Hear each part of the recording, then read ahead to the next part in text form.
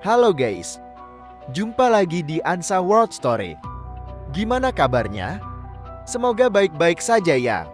Sekarang lagi viral di serial Netflix film Avatar The Last Airbender. Apalagi banyak yang sedang tersuki-suki ria karena mbak-mbak satu ini ya. Ngomong-ngomong udah pada nonton belum nih? Semoga sudah ya. Karena kali ini kita akan bahas Istana Yungbulakang di Tibet. Istana yang arsitekturnya mirip dengan kuil udara selatannya Sieng. Apa Anda pernah dengar tentang istana tersebut? Kalau belum, ayo kita simak di video ini. Semoga menambah wawasan Anda tentang cerita dunia. Selamat menonton.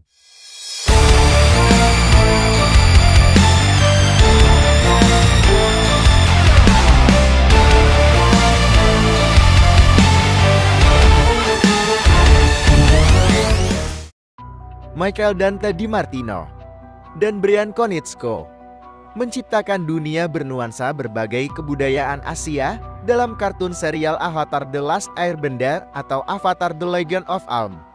Berbagai kebudayaan di dunia fiksi ini terinspirasi dari kebudayaan yang ada di Asia Selatan, Asia Timur, Asia Tenggara, dan Pasifik. Salah satunya yang paling signifikan adalah kuil udara yang tersebar di 4 penjuru dunia. Dalam karya yang diproduksi oleh Nickelodeon ini, kuil udara adalah tempat tinggal para pengembara udara yang memiliki kemampuan mengendalikan udara. Kuil udara selatan adalah yang pertama kali ditayangkan ke penonton sebagai tempat asal sang avatar.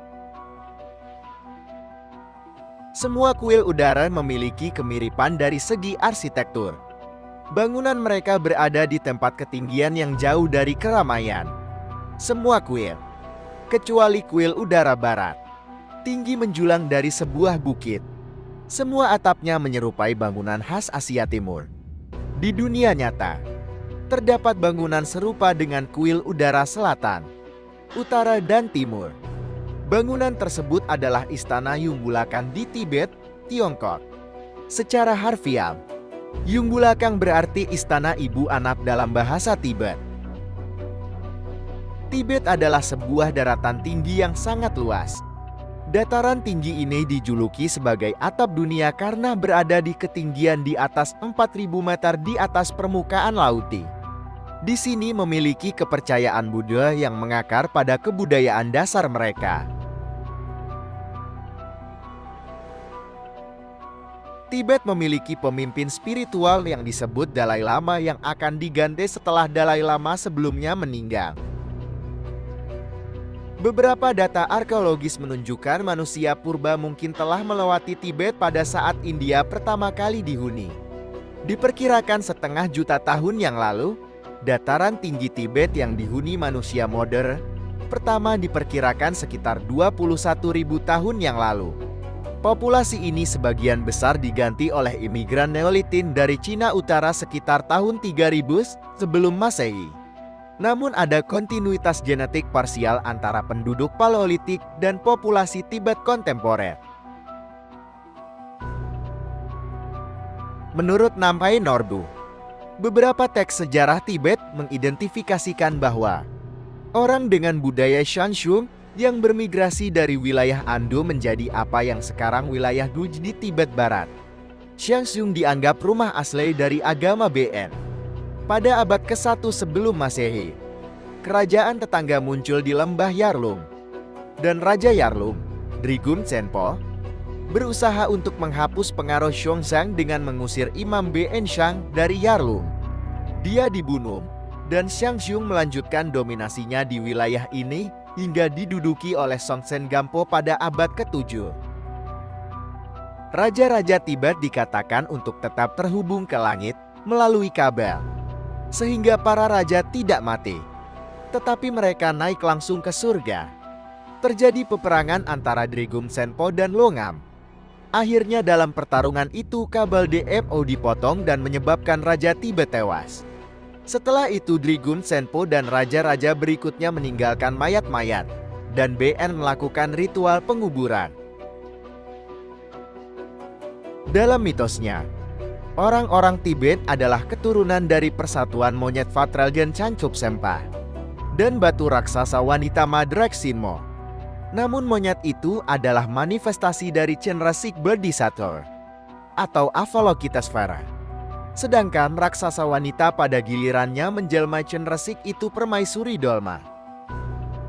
Pada masa megalitikum di dataran tinggi Tibet, terdapat monumen patung-patung. Mungkin patung-patung ini telah digunakan dalam pemujaan leluhur. Tidak diketahui apakah monumen ini dibangun oleh orang Tibet kuno. Pada masa lampau di dataran tinggi Tibet ditemukan Bukit Benteng, kompleks pemakaman dan istana yang salah satunya adalah Istana Yumbulakang yang akan kita bahas. Tetapi karena lokasi yang terpencil dan ketinggian yang amat tinggi, membuat penelitian arkeologi menjadi sangat sulit. Sejarah Istana Yumbulakang masih melekat dengan nuansa mitos yang dipercaya oleh masyarakat. Bangunan ini diperkirakan dibangun sekitar antara abad ke-7 atau ke-8 Masehi. Lokasinya berada di distrik Nedong. Tepatnya terletak di salah satu sisi lembah Yarling. Di dekatnya terdapat salah satu sumber aliran sungai Yarlung Zangbo yang mengalir dari arah selatan. Konon, menurut tradisi masyarakat Tibet, Istana Yumbulakang dibangun untuk Nyatrit Senpo, raja pertama Tibet yang diklaim turun dari langit bersama neneknya ke Gunung Suci Arlhashampo. Masyarakat meyakini Nyatrit Senpo berkuasa sejak 127 detik M. Namun tidak diketahui kapan pastinya kekuasaannya berakhir. Pasalnya, raja ini diyakini adalah entitas yang tidak dapat mati. Kemudian pergi lagi ke langit oleh seutas tali yang sebelumnya membuatnya turun ke bumi. Kenaikan tahtanya menjadi perayaan tahun pertama kalender Tibet, Losar. Istana ini kemudian menjadi tempat tinggal kaisar. Namun, kaisar pertama Kekaisaran Tibet bernama Songtsen Gampo yang berkuasa pada tahun 618 hingga 650 Masehi memindahkan pusat pemerintahannya ke Lhasa dengan mendirikan istana 2 lantai. Pemindahan ini membuat Yumbulakang hanya menjadi tempat suci atau istana musim panas. Dalai Lama kelima yang bernama Ngawang Lobsang Gyatso hidup antara tahun 1617 sampai tahun 1682 Masehi menjadikan istana Yumbulakang sebagai biara Gelokpa. Dia menambahkan atap pavilion emas bersudut 4 di dasar bangunan. Bangunan ini masih utuh dan terlihat mendampingi istana.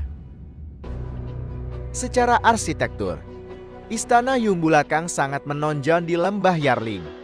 Bangunannya menjulang tinggi pada ketinggian 3.700 meter di atas permukaan laut pada lereng Gunung Shaksiceri, membuatnya bakuil udara tempat para biksu pengendali udara tinggal di Avatar. Arsitekturnya bergaya khas Tibet dan merupakan bangunan kuno di Tibet. Bangunannya serupa benteng, dengan berbagai peninggalan sejarah yang tersimpan. Bagi pelancong yang berkunjung ke Tibet, Istana Yumbulakang merupakan destinasi yang wajib disambangi untuk mempelajari sejarah Tibet. Selain itu, pemandangannya juga sangat indah. Dari ketinggian Istana Yumbulakang yang ramping bagai menara pandang, wisatawan dapat melihat berbagai ladang dan desa sekitarnya.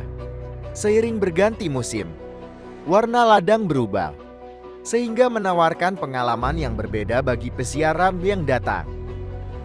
Konon, menara tertinggi di Istana Yumbulakang adalah bangunan paling awal yang dibangun.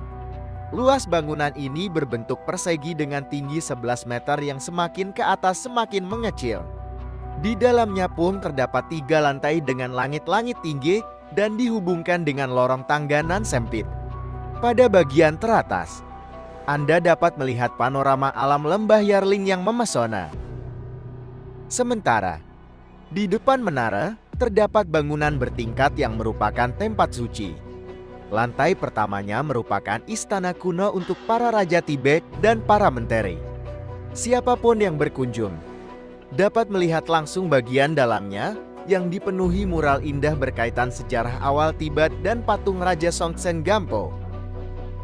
Sementara di lantai 2, terdapat aula kecil yang dipenuhi berbagai patung perunggu Buddha seperti Avalokiteshvara dan Sakyamuni.